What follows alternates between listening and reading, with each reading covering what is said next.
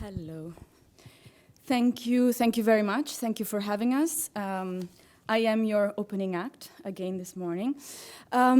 Let me quickly introduce who we are and what we do, actually. I am part of WGSN. We are a global foresight company. We provide deep insight and analysis of consumer, fashion, and design trends.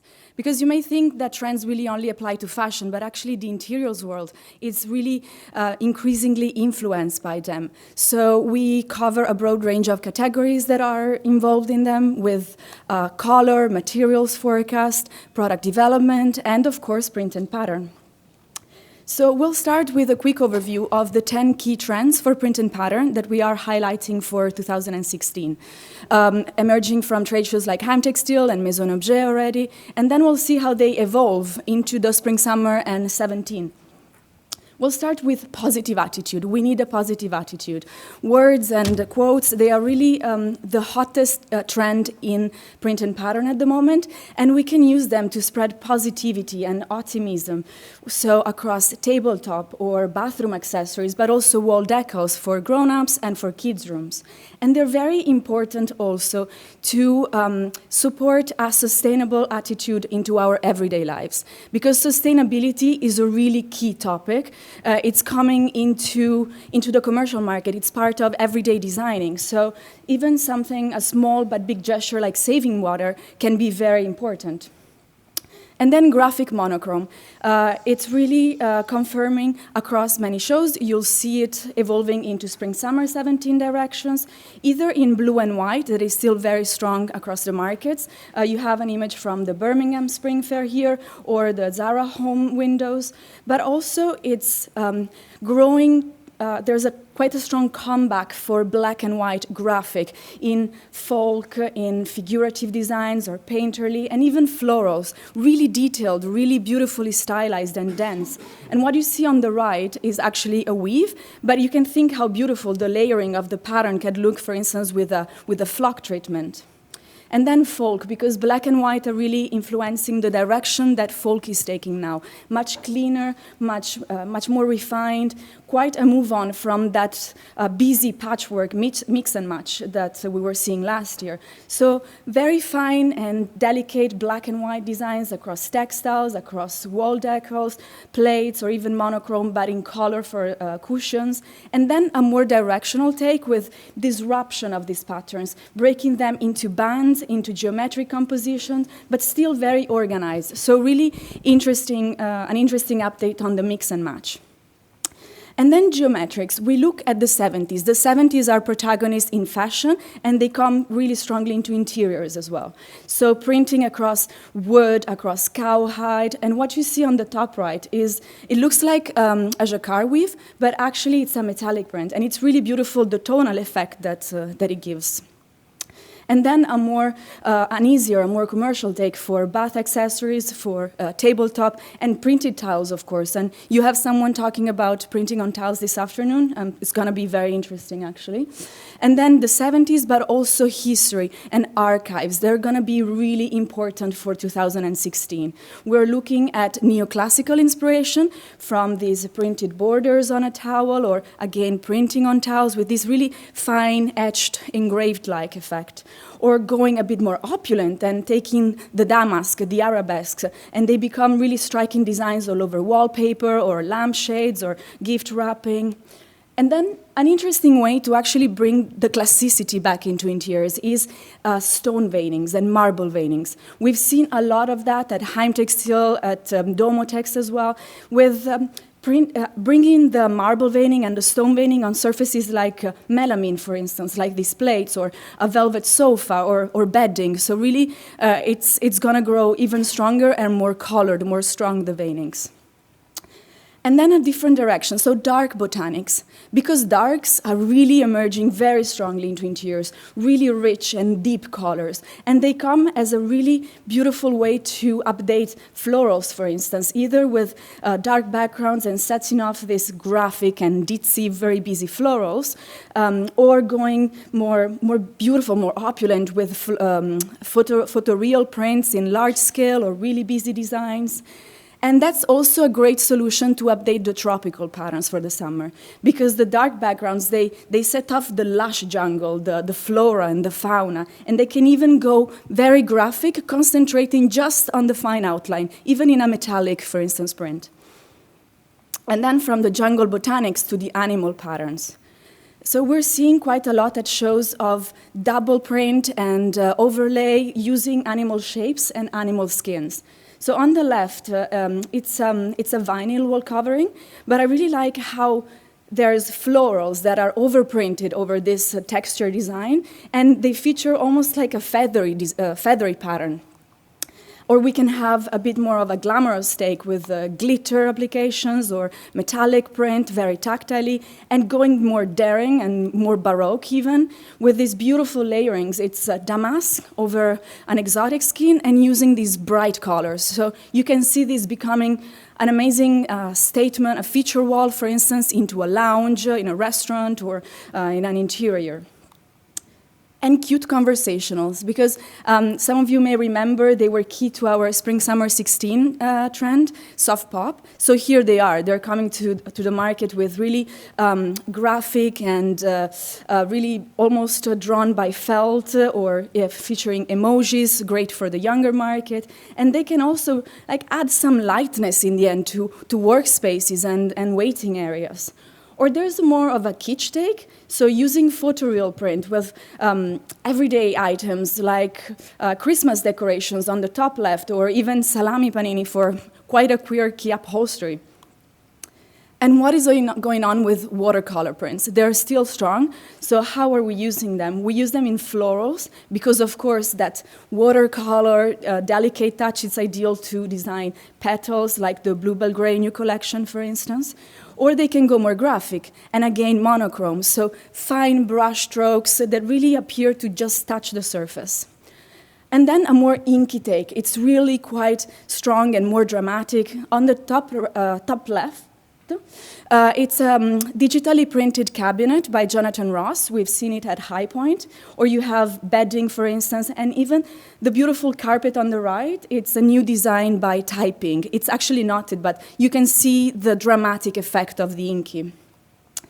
And this is the last of our 10 key trends, so abstract cutouts. What to do with color blocking. So using really bright colors that look cut out into paper and then recomposed with these beautiful graphic compositions and black and white textures that come to add a bit of an effect on it. And we see them more painterly for textiles or stationery. And very interestingly, on the bottom right, it's a design from the latest CES. So it's quite beautiful how we are seeing many more appliances and tech accessories that are featuring surface and print design. So it's definitely a product category to keep in mind. And now we dive into Spring-Summer 17, where we have 4 themes. And we'll start with digital wave, because in this tech-driven era, people will embrace the digital wave, but they also will develop a nostalgia for the analog. So there's a strong importance, a strong look at 1980s new wave graphics. And also, we see here an importance of futuristic digital design. So really, the pre-internet meets the post-internet.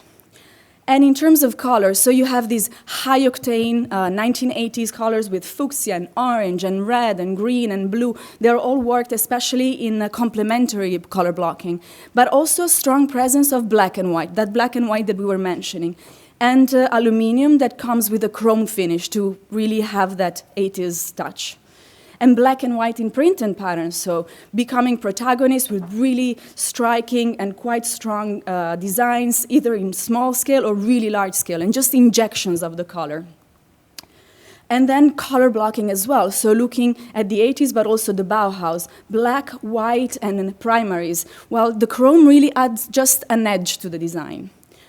And the anti-digital instead, so disrupted pixel. We can work them with layered effect, almost like using the Photoshop multiply, and then instead more stylized and more blocked, like the graphic that is on the bottom left.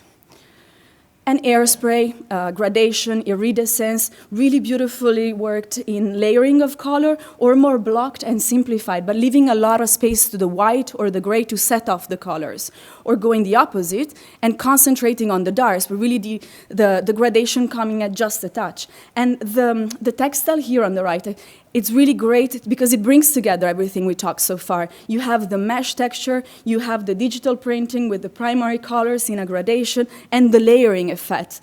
So we see that in textiles, for instance, layering all these grids and lines into almost optical effects in repeat or in place designs.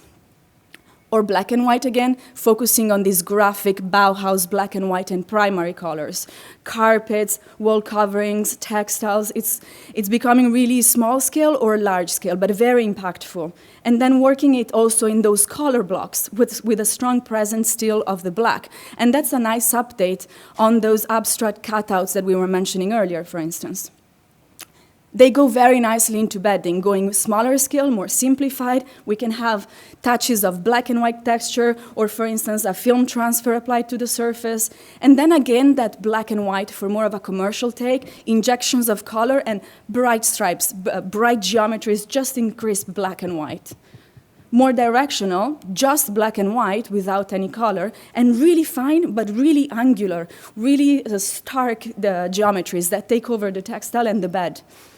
And then for decorative accessories, this graphic take goes more simplified. We focus on the grids, and we bring this graphic touch back to school, to stationary accessories, or we layer them again with those moiré, more optical effects for quite modern decorative accessories. Or we look at that nostalgia for the analog with references to the TV testing screens, for instance, or a Bauhaus-inspired graphic. And that's also the airspray looks at the 80s again. So applied onto a matte surface or a metallic, from a clock to a radio. It's really quite beautiful, the effect that it can have, the sheen. We can apply that to kitchen and tabletop in brighter colors. It's even something like paper plates or partyware. It's quite delicate, or even a film applied onto a plastic cup. And same for the black and white. They work really beautifully for the kitchen and the tabletop, especially if you think of printing the pattern onto a mesh-like texture, like you see on the left. It can give way to quite interesting optical effects. And play with black. Black can really come and make for a quirky accent into the kitchen. And again, those cutouts and applications and film transfer that really can make for an easy and commercial but quite effective accent. Or go more commercial and play with the color blocking and the textures from Tupperware, or quite interestingly also the dishwashing sponges, for instance. And then the bath, of course. It's a great direction for shower curtains, where you see the color blocking and the textures and play of scale all coming together. But you can also use it on a sink, for instance. If you think of hospitality restrooms, for instance, it can be quite interesting. And black again, coming in touches and quite contrasted with the powerful and high-octane colors from shower curtains and even to scales. Or that's how we can use the iridescence. So, for instance, speaking of the appliances we were referring to, a surface you could actually keep in mind is those electric toothbrushes, as they're growing more and more present. It's quite an easy surface to apply on, and it makes for very appealing designs, appealing for customers, and allowing for customizations as well, for instance, which is growing more important. Or you can apply a film transfer onto a shower wall for quite a beautiful dramatic effect into the bathroom. Or on furniture, on the left, just the texture film that gives that optical effect onto a transparent surface, or playing it more simple on metallic, on textiles, and then embracing also that digital references, that futuristic with lines and grids that are borrowed from 3D modeling on the computer. So on the right, the lamp you see is by Studio Ceja. It looks three-dimensional, but actually it's acrylic glass that is engraved so that the light is projected and guided to go through the lines, and it tricks the eye into the 3D effect. Or go simpler, black and white, injections of color from upholstery to lighting to tabletop, and even walls and floors, where really the play of scale and grids and layering, it can give way to beautiful retail displays, for instance, or VM or hospitality interiors. and color blocking as well. It's great for walls and floors. You can think of modular or printed carpeting, for instance, or flooring or vinyl tiles to give way to this striking large-scale color blocking into a striking room. And then all these bright colors also can be worked with the metallic or the iridescent finish, so taking over a wall or playing more literal, more figurative for a playful wallpaper. And then we go into our second theme, Edgelands. Edgeland explores the suburbs, the borderlands, that are becoming new creative hubs now that the metropolis is becoming too expensive and too busy, too dense. So there's a strong focus on Eastern Europe, especially because as it sits at the edge of two continents, it's really the ideal place where raw edge and poetic folklore can come together into new designs. And that duality also translates into color. So we have the urban references and the industrial inspiration, so grays and beige and chalk, the weathered brass and weathered aluminium, but they're prettified by these really pale and almost faded and vintage tones. You have chintz pink and pale purples and faded green or honey and orange. And looking at print and pattern, so we start with these industrial, these sculptural references with really sturdy blocks that are composed and mismatched into quite graphic compositions. Or we look at industrial landscapes, and they become quite interesting, very fine, very abstract, and quite masculine also, abstract designs, focusing on the beige and the gray with injections of honey and pink. And looking at the urban landscapes, they really inspire color blocking with those pastels, but with a matte, with a gritty, with a texture touch. And they also apply to revive ornate patterns like florals, like stylized damask medallions. And coming into florals, these chintz florals are ideal to Edgelands, but they're refreshed by a large use of white, and they're spliced and cut out into bands or disrupted by geometric interventions. Or go the opposite way and go really full vintage with layering of motif, like a wallpaper peeling, basically. Color, motif all come together, just like in a retro home. And then you have also the banal beauty of household items that makes for quite an interesting update on those cute conversationals that we were mentioning earlier. And in terms of textiles, the chintzy florals are, of course, a must-do. We have them refreshed on solid grounds of white, of gray, and then a beautiful use of printing on velvet to have that matte, that plushy feeling, and a lot of monochrome of black and white or sepia effects, and interventions of geometric, of splicing, or recomposing the pattern into bands or with geometric silhouettes that come and disrupt the motif. Then we can use those pastels, those gritty pastels. They feature really strong textures, either in a metallic film that is applied with a distressed finish, or they are added even into the print. And then they can go exaggerated with sketched and scratched effects. So on the left, it actually is a digitally printed rug by Moy. It's part of their recent collections. And these distress finishes, these gritty pastels, they work really beautifully also for bedding, quite masculine, quite directional, using lighter tones and even going to feature all the pastels, but still focusing on textures, on tactility. And how to use the chintz florals. I really like the image on the right because it's a nice example of how the pattern only comes on the mattress cover, for instance, but the rest of the bed linen is crisp white. So it's a beautiful contrast of how to use those white backgrounds and just an accent of pattern.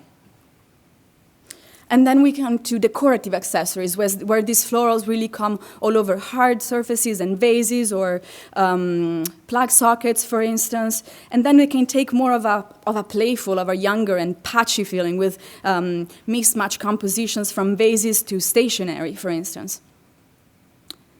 And the pastel blocks, they're here again in decorative accessories, again with unglazed and matte finishes to set off that tactility, that softness of it. While the industrial direction, it really looks at the oxidized, the rusted, the distressed finishes of metal, but they can be easily reproduced with a film or printing on metal.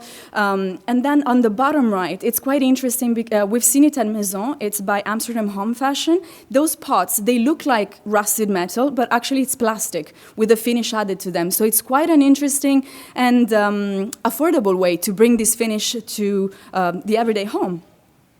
And then in kitchen and tabletop, instead, there's more of a playful take for these textures, these distressed finishes. We have colorful checks, we have simplified textures, and then the florals also. They blend and they're worked into compositions with traditional patterns, or they go full grandma chins with all-over florals from the table linen to the plates, and even a printed bottle, for instance, by Lene Biere. And in the bathroom, you can have the chins as well. You can work it quite kitsch and overwhelming, or you can use it as a beautiful print over a towel, or use an applique of a printed fabric, for instance, onto the towel. And these florals, they also work very nicely in mismatched compositions and bringing together various vintage references for an interesting shower curtain, for instance. And the urban references, they can come with more of figurative interpretation, so great for the younger market. So you have skyscrapers and landscapes and city maps, for instance, or go more textured, more abstract, really fine designs and textured abstract compositions. And furniture and lighting also look at this texture, this industrial feeling with quite sturdy, quite sculptural volumes, and the galvanized or the oxidized finish of metal. And on the right, it's the latest design by Jean-Paul Gaultier for Le Lièvre, a textile manufacturer. It's a digital rendition of the distressed, rusted metal. And then vintage patterns, yes, bring them together into furniture and lighting, in shapes, in compositions of pattern that are really ideal for the kids' room, for instance. Or go full chintz, from upholstery to cladding really the whole design into the pattern, or printing just the tabletop like on the bottom left. And bring florals to walls and floors. In tiles, because tiles are ideal to mismatch and compose many different florals together. You can see it from a backsplash to a bathroom detail, but also an outdoor wall, for instance, that would be quite beautiful. Or you can work it with more DIY inspiration, so with wallpapers that look applied by a hand roll.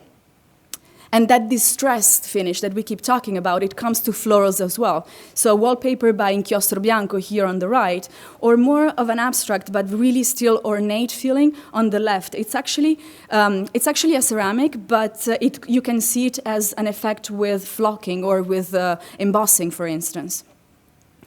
And these distress, these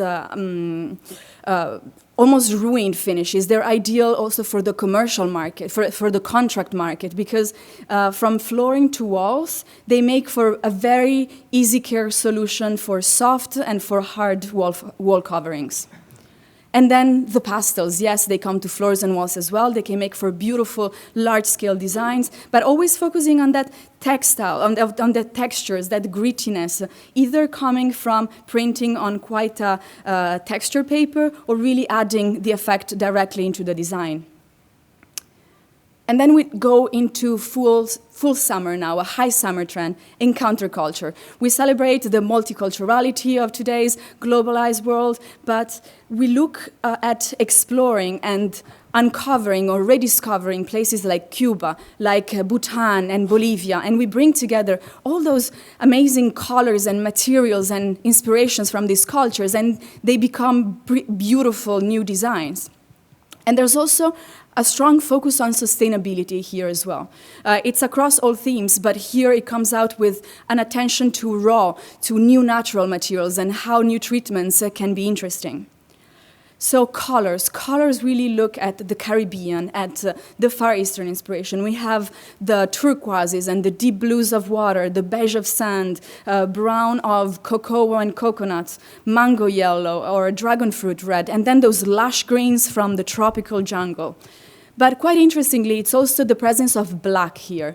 Again, that black, the darker interiors, black is ideal to set off all these bright colors. And you can see how this is wonderful for print and pattern. This is a beautiful update on those dark botanicals we were referring to. And really the motif, it's just piercing the darkness with these vivid, just fine silhouettes. Or they can go bolder and leave the dark in the background and use these large-scale florals and vegetal motifs, but with digitally enhanced coloring to really play on the surreal, on the powerful effect. And conversations are also important here, but we look at fruits and florals, for instance, in organized compositions, but playing again with that surreal and unexpected colorings. Or a more traditional way of using color and backgrounds for these conversationals, that instead they look at iconography from recent trips, for instance, like Cuba. And that layering, that multiculturality, layering of influences, it comes to print and pattern, either, for instance, in the photoreal print of a caning pattern, or going bolder and really featuring this beautiful intertwine of pattern stripes and colors, and that could make for a great outdoor textile, for instance. And then a strong Brazilian modernist inspiration, those tiles from the Niemeyer buildings, either in more stylized illustrations or with a playful take on the tribals. And lastly, palms, because palms are a must-do for summer. Palm foliage, how to rework it. So apply a tonal palette and focus on the close-ups from the leaf veining, really, and splicing them, cutting them out, and recomposing them into what becomes an abstract pattern. For textiles, that can also bring together that more dark inspiration. So we have a beautiful layering of really large-scale foliage, and the use of dark, and then computer filtering as well. So it becomes almost a new mimetic pattern. Or we can have more of a craft take and bring together the botanical and the tribal inspiration with block-printed large foliage textiles. And block printing is great also in very small scale to bring that natural story, to look at natural textures and earthy designs. And it's interesting also to note the growing presence of very tactile materials such as cork and bamboo coming to the commercial market, either as the real thing or very often also as a mimicked design. And then the tribal. So the natural weaves, they really set off the tribal designs. Again, that black and white monochrome that we keep mentioning, or going really full color with bands of pattern, and even, and also looking at ikat, distress feeling. So on the right, it's a beautiful textile by David Ajaye for Knoll Textiles. And you see how the coarse weave really sets off that digitally printed ikat effect, blurred effect. More easy for the commercial market in bedding, you can go with the bands of folk patterns and folk references, either very bright and multicolor, or we again bring the monochrome and the block printed direction here. And on the design on the right by Lila Grace, it's a wonderful example of also combining the figurative, the illustrative take, and really fine, still monochrome geometrics. And still monochrome, but more earthy, more natural, is also the take at looking at the natural textures. Either stylized or on the right, it's actually a print. I know it looks like just a fibery textile, but actually it's digitally printed. And then, of course, those beautiful exotic florals, very dense, very busy, or taking over the whole surface of the bedspread, printed over a dark background. Decorative accessories, they play more with that recomposed palm leafage that we were mentioning, from a mirror to interesting and photographic stationery, for instance, and a focus on wood grain, because beautiful, exotic wood grain, either in natural tones or with dyed and stained finishes, it's ideal to be reproduced and bring that summery feeling to interiors. And then the multicultural story, so layerings and recompositions of various inspirations that become an abstract, a new, almost geometric pattern. For kitchen and tabletop also, this layering, this mismatching and patterns and either in composed figurative or with geometric inspirations. So you can also have a plate that is printed with a caning, or the color that comes and update the wood veining, or go easier with the stylized shapes over Tupperwares or coasters and paper accessories. While in the bathroom, it's the leafage that brings the inspiration. From bath mats to towels, but also the wall covering to set up the mood. And then bring it to also the accessories with the exotic skins from, again, those toothbrushes, or going more abstract for towels and textiles, and looking at those the bands of pattern, or looking at also the Cuban tiles with composition of pattern for towels. Monochrome again, yes, bands of monochrome pattern for bathroom accessories. So really, it's a great direction for the counterculture. And it comes to furniture and lighting as well, with more of a subtle, more earthy tones, but still monochrome, and bringing together these renewed traditions. And going more abstract with the Ikati textiles and the distressed and wood graining that become a new geometric. For floors and walls, palm, lush jungle, it's great for feature walls, it's great for kids' bedroom, it becomes this beautiful setting for new adventures, or going more abstract and concentrating on the fine linings, on the abstracted texture of the leaf. And then the folk inspiration with refreshed Aztec motifs and wallpaper or vinyl floor coverings as well. And lastly, the wood, so that wood grain, playing with the color of the stain wood, playing with almost a mimetic effect on printed tiles. And bottom left, it's another rug from Moy, featuring this colorful wood pattern. And then pause. Pause is the last of our trends. It's the quietest. You'll see more surface inspiration than pattern inspiration, because it's really about toning things down and being muted. And also opulence. Opulence and luxury, they evolve from what we own to how we live. So they take more of an everyday presence with just hints and touches of metallic. And the colors, they're also very calming, very soft. You have skin tones and beige and grays warmed up by pale pink, apricot or pale green, and accents of yellow and coral, while also strong presence of darks, so coffee and bramble green and deep navy blue as well. And we see the darks also driving into the print and pattern. It creates quite a nice contrast with these large-scale placed geometrics, a hint of dark and a hint of yellow or coral to refresh the design. And then work all the skin tones and the corals together as well for more soft, more tactile and diffuse designs. There's also quite a beautiful linear pattern take, which is ideal to bring that touch of luxury, of opulence to surface design, just with a fine hint of metallic. And pause is also a theme for florals, either digital and kaleidoscopic, inspired by the cut glass vase here on the right. So the corolla is really abstracted and deconstructed into a new pattern. Or looking at the beautiful light and shadow effects of silhouettes and reflections, especially when layered onto different surfaces.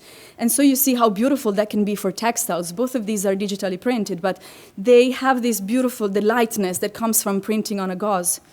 And then for more modern and graphic interiors, again, that dark accent story, it makes for great textiles and curtains, or working more almost with a geometric lace story coming with more ornate designs that are great for bedding as well. So all these small-scale, fine little geometrics that go even smaller, and using the palest tones for designs that are in between an organic lace or a fine geometric.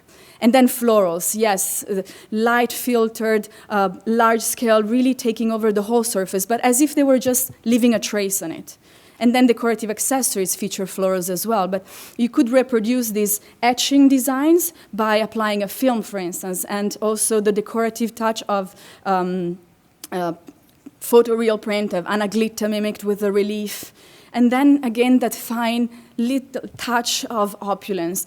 Ideal even to simplify to prettify and make elegant the simplest of designs, like on the clock. And then softness. Softness comes also to mirrors with a delicately gradated film, or as a film applied to blinds, for instance, that really interact with the light. And to kitchen and tabletop, instead with more the palest possible gradation, from textiles to ceramics. While more easy, more translatable and commercial is the florals, but always delicate, from paper napkins, and then almost hand-drawn, with adding a layering of embroidery for texture. While in the bathroom, we go more geometric, with that geometric lace and burnout shower curtains, or the dark accent story coming in just fine accents of dark dots over geometric. Or you can bring the metallic here as well for the younger market. And then embrace the decorative side, so real lace or florals, but always in the palest tones. And bring them to furniture and lighting. Bring ornate, bring lace. Bottom right, it's an upholstery with that metallic print of just a fine outlines of a floral, for instance.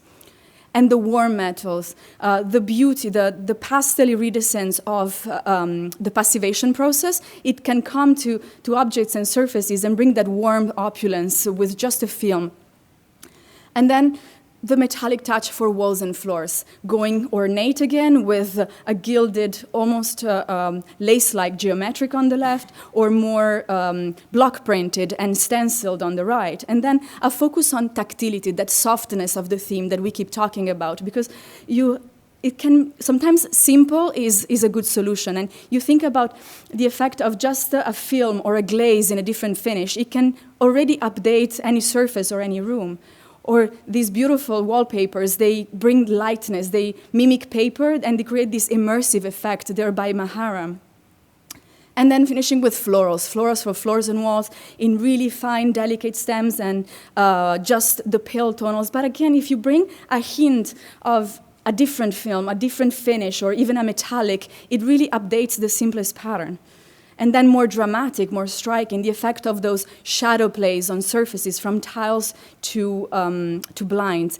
Because especially today that spaces go smaller and darker, but technology allows us to mimic the sunlight almost realistically. Think of a blind like this. It makes you think that you're in a room surrounded by light and surrounded by trees outside. So for a workspace, that could be pretty amazing. You could create an illusion that can make our day.